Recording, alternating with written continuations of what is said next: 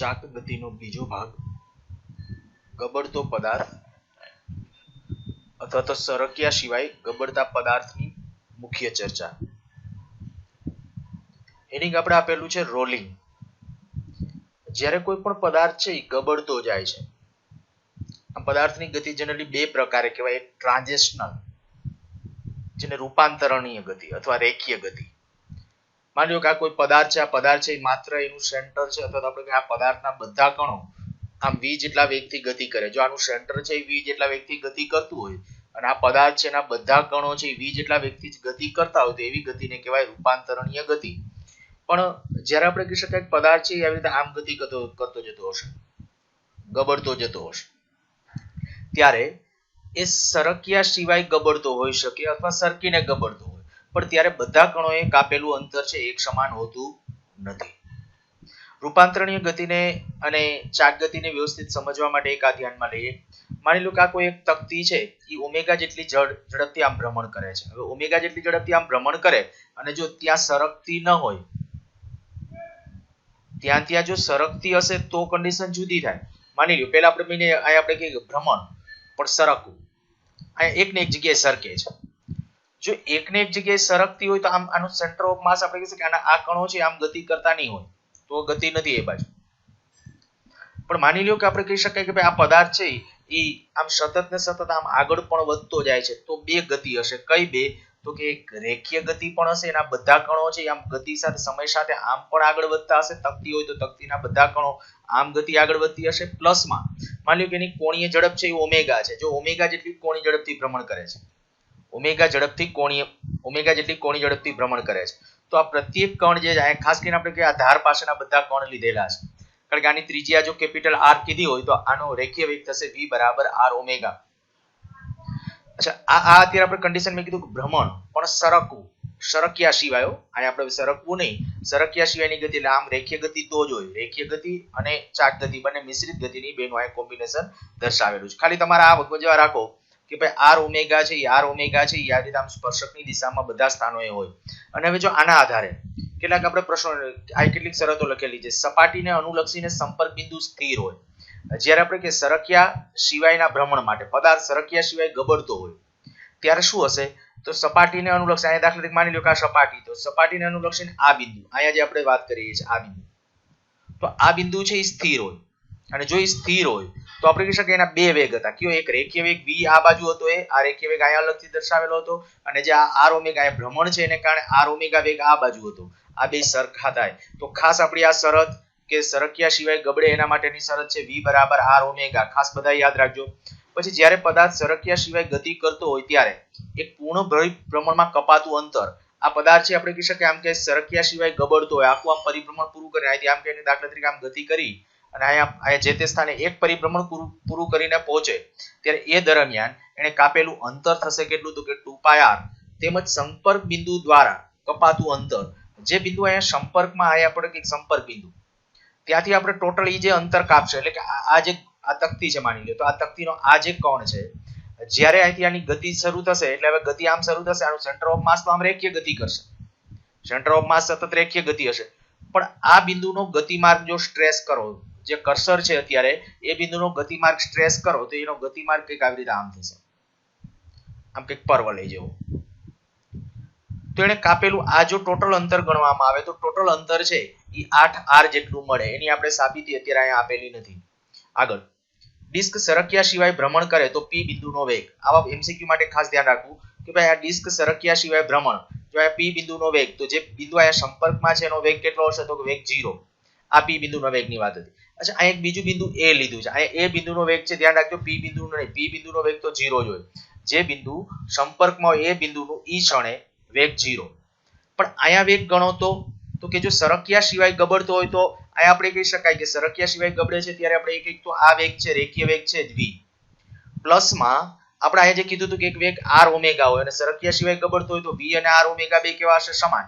અને જો એ બે સમાન હોય તો એ સ્થિતિ વખતે તમે અહીંયા કહી શકો કે va બરાબર v પ્લસ v, એટલે કે એક v વાળું v છે અને બીજો એક r ઓમેગા વાળો v છે, તો 2v જેટલું થશે.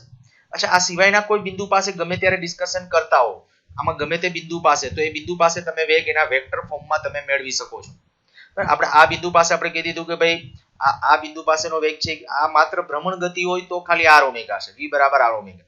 તો બાકી આપણે કહી શકીએ આના આ બિંદુ પાસે વેગ કેટલો તો કે જો રેખીય ગતિ હોય અને ચાક ગતિ હોય તો એ પ્રમાણે હશે.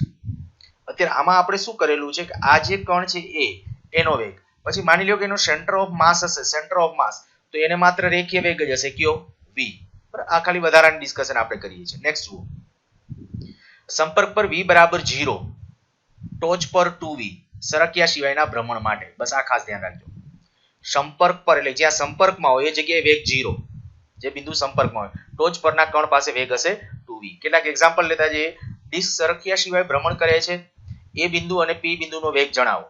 તો આપણે હમણાં a બિંદુ અને p બિંદુ અહીંયા આપણે અત્યારે આ આકૃતિ આપેલી છે આ p બિંદુ આ સરક્યા સિવાય ભ્રમણ થતું p બિંદુનો વેગ કેટલો 0 p બિંદુનો વેગ 0 પણ હવે આપણે બીજું બિંદુની વાત છે a બિંદુ તો a બિંદુ પાસેનો જો આપણે વેગ જોઈતો હોય તો a બિંદુ પાસે અહીંયા વેગ તો અહીંયા બે વેગ હશે. ક્યાં બે વેગ તો એક તો આપણે કહી શકીએ કે રેખીય ગતિને કારણે આ બાજુ વેગ v હશે તે આ બાજુ એક રેખીય વેગ v હશે અને બીજો જે ઓલો r ઓમેગા છે આમ સ્પર્શકની દિશામાં છે જો આનું ભ્રમણ આમ લઈએ તો એ સ્થિતિમાં r ઓમેગા આમ છે આ આમ છે બે પરસ્પર લંબ હોય જો બે વેગ પરસ્પર લંબ હોય તો આપણે કહી શકાય અંડર રૂટ પહેલાનો વર્ગ વત્તા બીજાનો વર્ગ વળી સરક્યા સિવાય ગબડે છે એટલે r ઓમેગા નો સ્ક્વેર એટલે v નો સ્ક્વેર જ થશે તો અહીં આપણું પરિણામ આવશે √2v અથવા √2r ઓમેગા.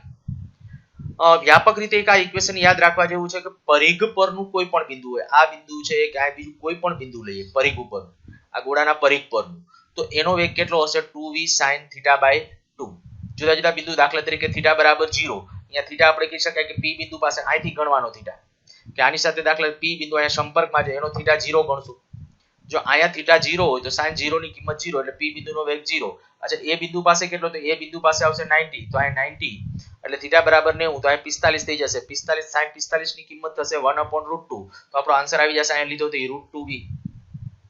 એટલે કોઈ પણ દાખલા તરીકે b બિંદુ પાસે ગણ્યું છે b બિંદુ પાસે અહીંથી આમ એંગલ કેટલો થશે 180 નો એંગલ થાય તો ત્યાં આપણે કહી શકાય કે ભાઈ આ સમીકરણની અંદર sin 90 થઈ જશે sin 90 એટલે 2v તો ત્યાંનો વેગ થઈ જશે 2v અને ડાયરેક્ટ વિચારો તો એ ચોખ્ખું જ છે કે ભાઈ અહીંયા રેખીય વેગ v આ બાજુ હશે અને r ઓમેગા આ બાજુ હશે પરિણામે ત્યાં વેગ હશે 2v જેટલો હશે. હવે જુદા જુદા કિસ્સાઓ છે. આગળ ડિસ્ક સરક્યા સિવાય ભ્રમણ કરે તો a b c બિંદુનો વેગ વધતા ક્રમમાં ગોઠવવામાં કયા બિંદુનો વેગ કેવી રીતે વધારે હશે કે ઓછો હશે એ આપણે નક્કી કરવાનું છે. પૂછાયેલો પ્રશ્ન છે ધ્યાન રાખજો. અહીંયા કહીએ તો આ બિંદુ પાસે રેખીય વેગ આમ હશે રેખીય વેગ આ બાજુ છે આ બિંદુએ રેખીય વેગ આ બાજુ છે આ બિંદુએ રેખીય વેગ આ બાજુ છે બધાના રેખીય વેગ તો આપણે કહી શકાય સરખા હશે પણ હવે r ઓમેગા ના કારણે આપણે કહી શકીએ આનો જે r ઓમેગા હશે તો ત્યારે આપણે અહીંયા આનો r ઓમેગા સ્પર્શકની હિસાબે અહીંયા આમ સર્કલ તમે ડ્રો કરી નાખો કેન્દ્ર પછી એનો સ્પર્શક ડ્રો કરો એ બાજુ r ઓમેગા હશે તો r ઓમેગા અહીંયા આ જ બિંદુ હોય તો r ઓમેગા આ બાજુ પણ r એટલે કેન્દ્રથી અંતર ત્યાં લેવાનું હશે એ ધ્યાન રાખજો. તો આને અનુરૂપ જો ટોચ પર અહીંયા લખ્યું છે 2v અહીંયા ઉપરનો જે કણ હોય ત્યાંનો વેગ કેવો હતો વધારે તો દેખીતી વાત થઈ ગઈ કે અહીંયા આવું કારણ કે આ નીચેનો જે કણ હશે ને ત્યાં r ઓમેગા આમ હશે ને v આમ હશે એટલે વિરુદ્ધ દિશા જેવું અથવા એનો ઘટક વિરુદ્ધમાં થશે એટલે અહીંયા છે શક્ય ત્યાં સુધી છે એ દરેક પરિસ્થિતિ એવી હશે કે ત્યાં આપણે કહી શકાય કે ભાઈ વેગનું મૂલ્ય પરિણામી વેગ ઓછો હશે કારણ કે બે વેગ પરસ્પર વિરુદ્ધ હશે રેખીય વેગ આમ હશે અને ઓલો r ઓમેગા ને કારણે આમ સ્પર્શકની દિશામાં એટલે કંઈક પરસ્પર વિરુદ્ધ દિશા હોય અને અસર કંઈક નાબૂદ કરતી સ્થિતિ હશે. તો આ વાત થઈ ગઈ આપણે એના માટે જવાબ એટલે VC સૌથી ઓછો પછી આમ જનરલી આમ થોડું આ રીતે વિચારવું તો વિચારી શકો નીચે જે કણો એનો વેગ સૌથી ઓછો પછી મધ્ય બિંદુ પછી આમ ઉપર તરફના કણો હશે તો એમનું.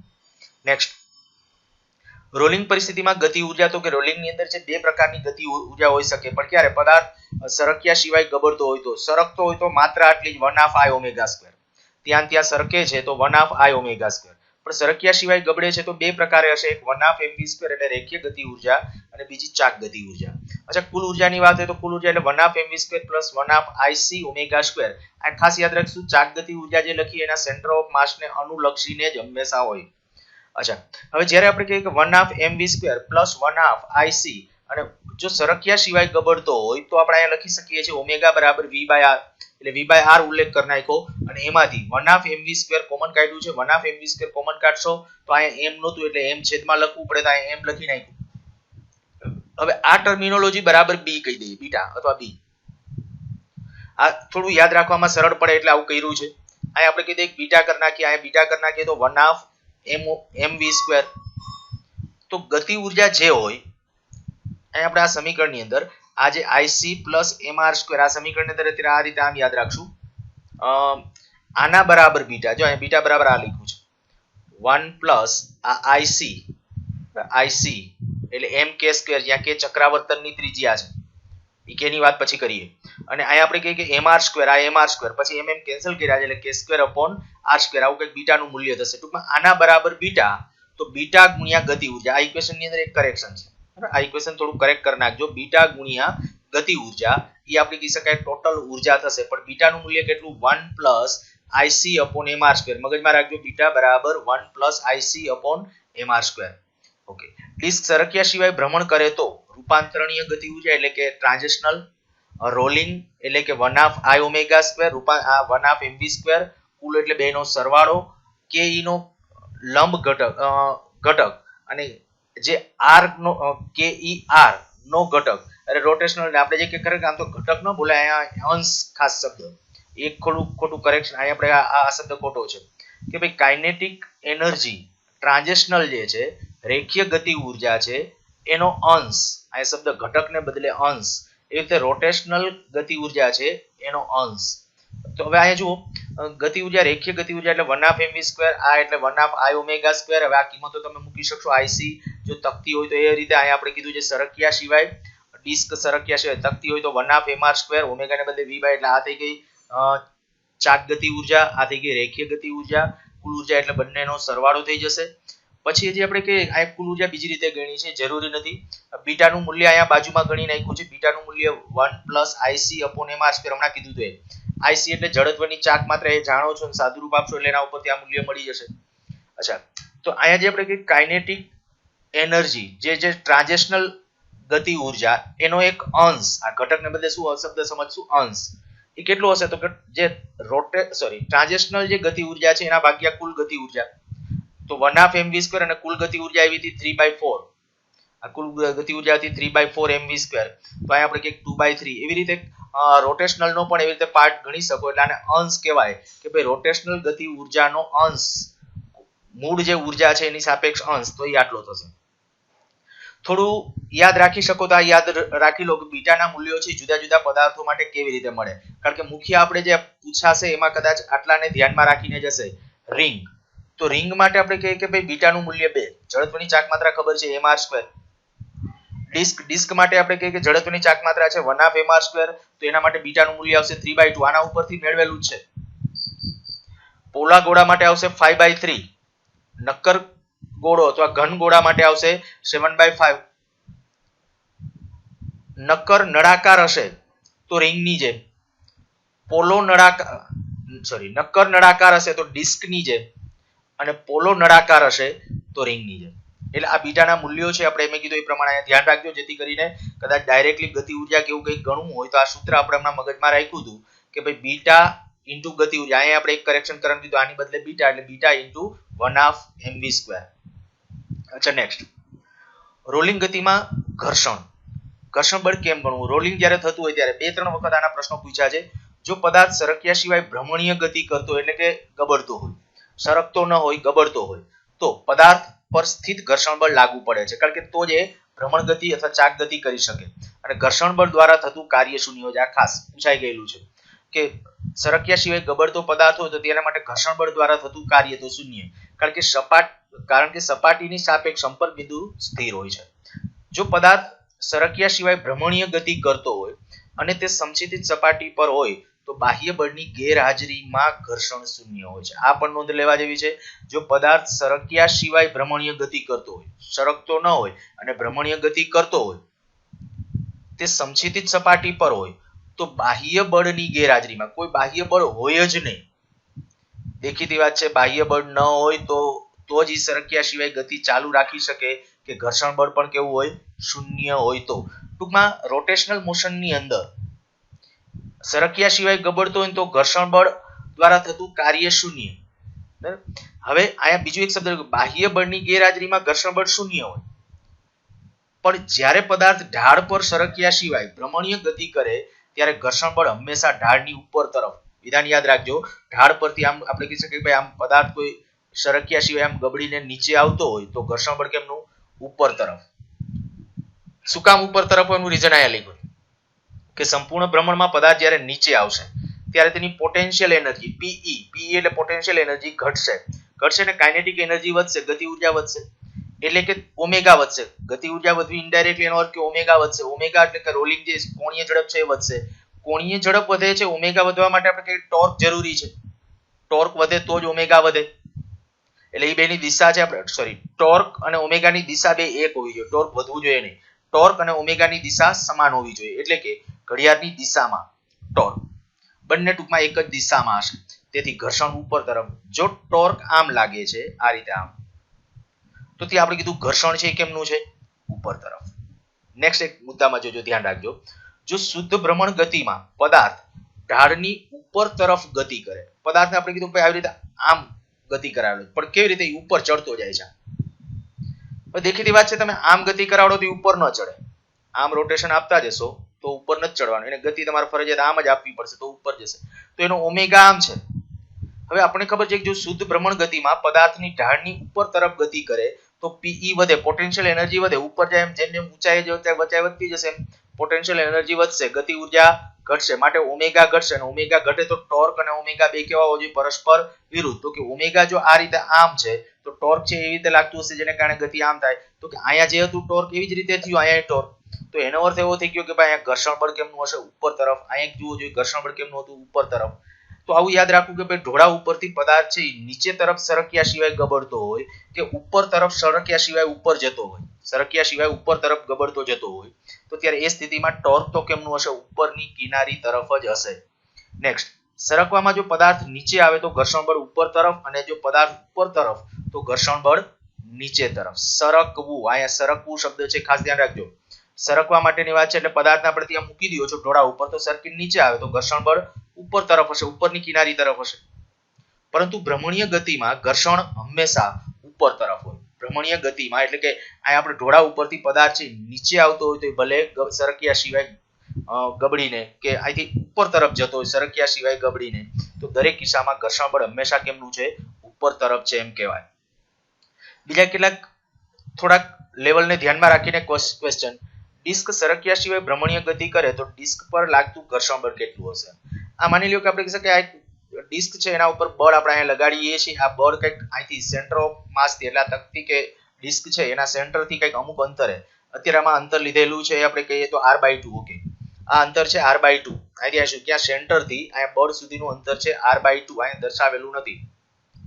હવે આપણે શું નક્કી કરવાનું? લાગતું ઘર્ષણ બળ. તો કે ઘર્ષણ બળ નક્કી કરવા માટે પહેલા તો આપણે ઘર્ષણને કારણે જે પ્રવેગ ઉત્પન્ન થશે એ આપણે નક્કી કરવો પડે.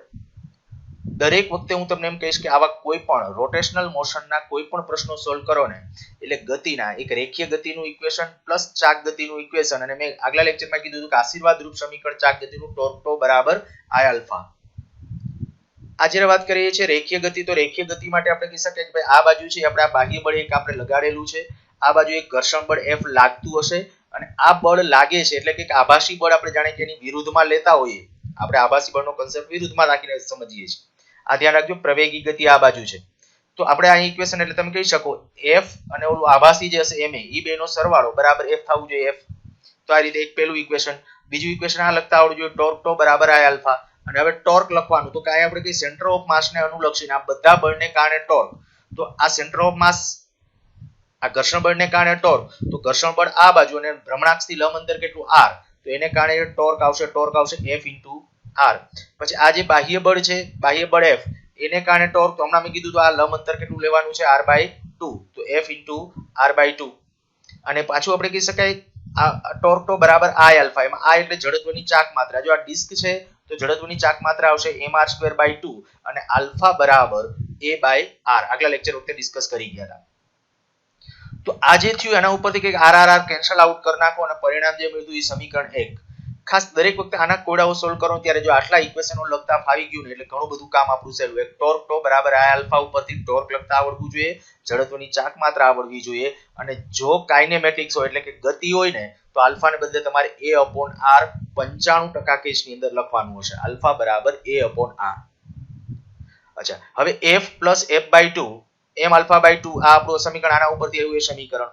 પણ પછી સમીકરણ 1 અને 2 એટલે કે આ બે સમીકરણનું કોમ્બિનેશન કર્યું છે અને એ બે સમીકરણના કોમ્બિનેશનથી જે પરિણામ એવો a બરાબર f/m.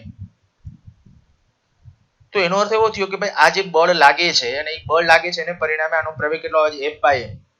અચ્છા, હવે થોડી વાર આ ભૂલી જાઓ, આ આખી પ્રોસેસ ભૂલી જાઓ અને જો આ રીતે વિચારો, હું એમ કહું કોઈ સિસ્ટમ હોય, કોઈ તંત્ર છે, માની લ્યો કોઈ તંત્ર, અને તંત્ર ઉપર છે આપણે કહી શકાય કે બીજા એકેય બળો નથી, માત્ર હું બળ F લગાડું, માત્ર એક બળ F, તો એને કારણે કેટલો પ્રવેગ ઉત્પન્ન થાય? તો એને કારણે જે પ્રવેગ ઉત્પન્ન થાય ને F બાય આનું દળ, તો F બાય M. એનો અર્થ એવો થયો કે જો ઘર્ષણ બળ નથી તો જ આટલો પ્રવેગ આવે F બાય M. એટલે જ્યારે પ્રવેગ આટલો આવે ને F બાય M જેટલો, ત્યારે કહી દેવાનું ઘર્ષણ બળ નથી. હવે કિંમતો મૂકો તો ભલે, આની આ કિંમત છે અહીંયા સમીકરણની અંદર મૂકી છે એની જગ્યાએ, અને કિંમત મૂકીને એના ઉપરથી આપણે સમીકરણ 1 ની અંદર કિંમત મૂકી છે, ન મૂકો તો ડાયરેક્ટલી વિચાર લેવાનો. અચ્છા, આમ કદાચ પૂછું, માની લ્યો કે ભાઈ આજે આપણો આવ્યો, અત્યારે આ પ્રવેગ આવ્યો, પ્રવેગ કઈ તરફનો છે? તો આપણે ખબર પડી કે ભાઈ પ્રવેગ છે આ તરફનો છે, પ્રવેગ આમ હશે. માની લો કે આ પ્રવેગનું મૂલ્ય છે 2f બાય m આવ્યું, પ્રવેગનું મૂલ્ય આમ આવ્યું 2f બાય m, તો સમજી લેવાનું કે પ્રવેગી ગતિ છે આ બાજુ, કારણ કે બળ f જ લગાડ્યું હતું અને આ બાજુ લાગ્યું કેટલું, તો કે પ્રવેગ કેટલો આવ્યો 2f બાય m. તો એનો અર્થ એવો થયો કે આ બાજુ કઈક પ્રવેગી ગતિ છે, તો ઘર્ષણ બળ કેમનું હશે? વિરુદ્ધ તરફ હશે. એટલે પ્રવેગની વિરુદ્ધ તરફ, એટલે આ બાજુ ઘર્ષણ બળ હશે. કદાચ એનાથી ઊંધું, માની લો કે આનું મૂલ્ય આવ્યું હોત, કોઈ કેલ્ક્યુલેશન વખતે આવું થયું કે ભાઈ એનું મૂલ્ય છે f બાય m કરતા કંઈક ઓછું આવ્યું હોત, આવું આવ્યું, માની લો કે 4/5 fm, f upon m, તો તરત સમજી લેવાનું કે આ જે બળ છે, આ બળ, એને પરિણામે જે પ્રવેગ ઉત્પન્ન થવો જોઈએ એના કરતા આ પ્રવેગ ઓછો છે. એ પ્રવેગ ઓછો છે એનો અર્થ એવો થયો ઘર્ષણ બળ આગળ તરફ હોવું જોઈએ. એ કેટલીક કન્ડિશનો થોડું વિચારજો એટલે ખ્યાલ આવશે.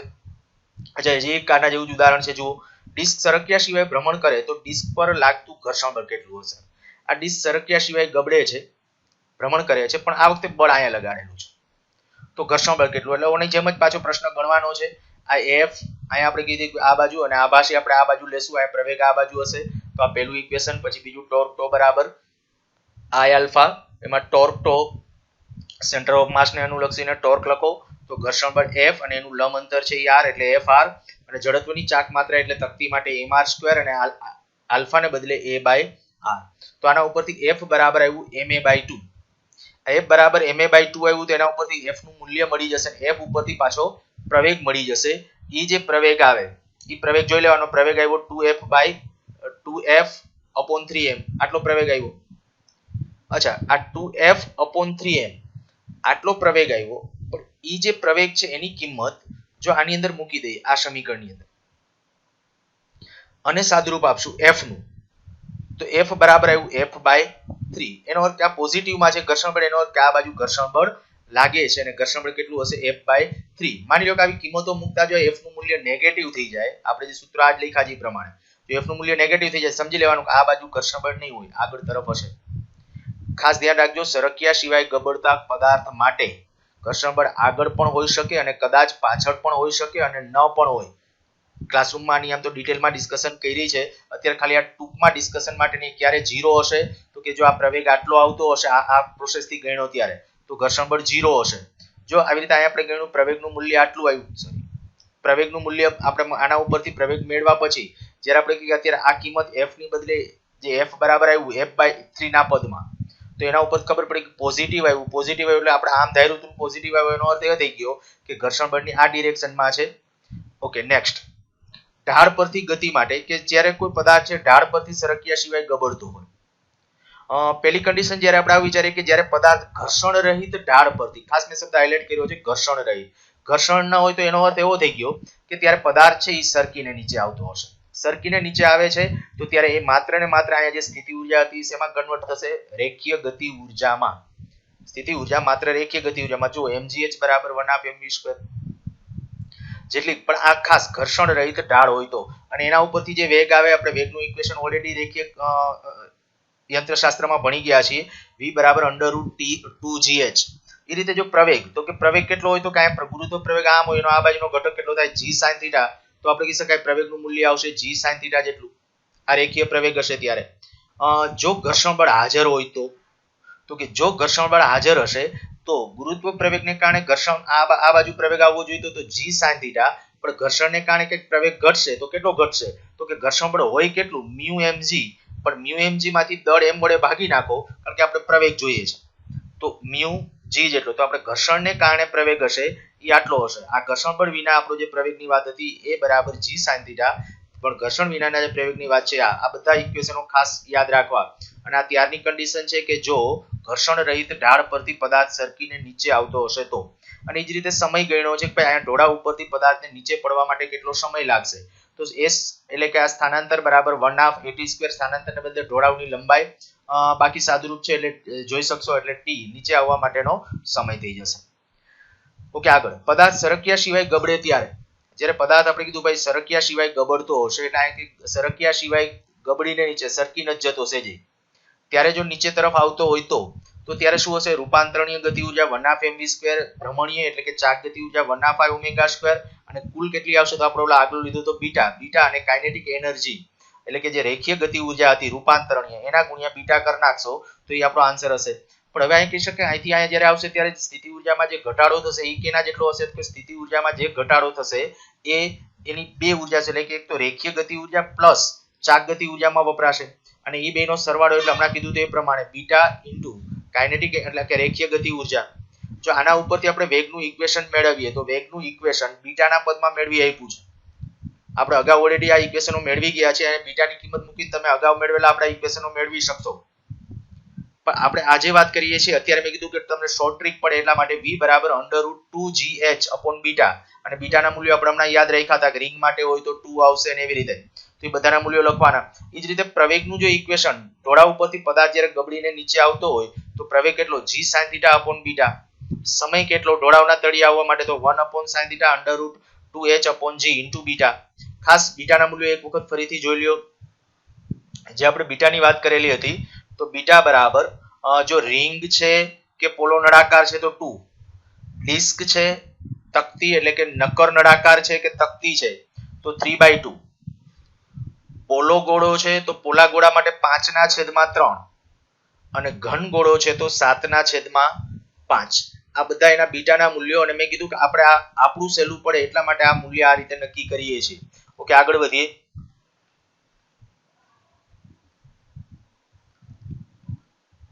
આ પ્રવેગના ઇક્વેશનો વેગ થઈ ગયો મેં કીધું √2gh બીટા પ્રવેગ g sin θ બીટા અને t બરાબર આવું સમીકરણ ઓકે આગળ કેટલાક ક્વેશ્ચન લેતા જઈએ ઢાળ પરથી ઘન ગોળો સરક્યા સિવાય ગબડે છે તો તેનો પ્રવેગ કેટલો હશે તો હમણાં આપણે લીધું હતું પ્રવેગ a બરાબર g sin θ બીટા અને ગોળો હોય તો આપણે બીટા બરાબર 7/5 કિંમત મૂકી દેશું સીધો આન્સર આવી જશે એવી રીતે તેના પર લાગતું ઘર્ષણ બળ કેટલું હશે તો પ્રવેગ એકવાર મળી જાય પછી તમને ઘર્ષણ બળનું મૂલ્ય મળી જઈ શકે તેના ઉપર લાગતું ઘર્ષણ બળ આપણે શોધવાનું છે તો આપણે કહી શકાય mg sin θ આ બાજુ ઘર્ષણ બળ આમ હશે અને જ્યારે પ્રવેગી ગતિ છે તો આપણે આભાસીનો કન્સેપ્ટ લેવાનો અને ત્યારે આપણે આ બે એટલે f ઘર્ષણ બળ પ્લસ ma વાળું f પ્લસ ma બરાબર mg sin θ અને આના ઉપરથી એની જગ્યાએ કિંમત મૂકી દેવાની આ એની કિંમત મૂકી દેશો અને સાદુરૂપ આપશો તો ઘર્ષણ બળનું મૂલ્ય મળી જશે નેક્સ્ટ જુઓ એક રિંગ ડિસ્ક ઘન ગોળો ઢાળ પરથી સરક્યા સિવાય ગબડવાનું ચાલુ કરે છે તો તેમના પ્રવેગ વેગ અને નીચે પહોંચતા લાગતા સમયને ચડતા ક્રમમાં ગોઠવો આના ઉપરથી પણ પ્રશ્નો પૂછાયેલા છે